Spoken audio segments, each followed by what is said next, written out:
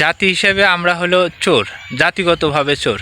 স্বাধীনতা পরবর্তী সময়েই মুজিব যখন অনুদানের 7 কোটি মানুষের জন্য 7.5 কোটি কম্বল নিয়ে আসছিল, তখন কিন্তু মুজিব ভাগ পায় নাই। তার কম্বলটা কী হয়েছিল? নিশ্চয় চুরি হয়েছিল। তো সেই জাতি আমরা জন্মগতভাবেই চোর জাতি, আর এই জাতিকে নিয়ে আমরা গর্ব করি। এই দেখেন, যারা ভারতের সীমানায় যাদের বাড়ি আছে, ভারতের সীমানায় যারা থাকে, অধিকাংশ মানুষ কিন্তু চুরি করে। কি করে জানেন না হয়তো? চুরি করে। আবার চুরি করে কিছু মানুষ ধরা পড়ে, অধিকাংশ মানুষ ছাড় পায়।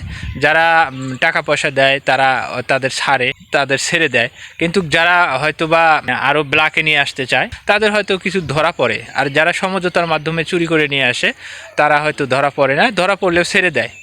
তো এখন যারা ওই ব্ল্যাকে নিয়ে আসতে চায় কিছু না দিয়েই, তখন তাদের কিন্তু ধরে ফেলায়। আর তাদের হয়তো 2-1জনকে আটকায়া বিভিন্ন ধরনের টর্চার করে, এবং তাদের শেষ পরিণতি হয়তো মৃত্যু হতে পারে, হয়।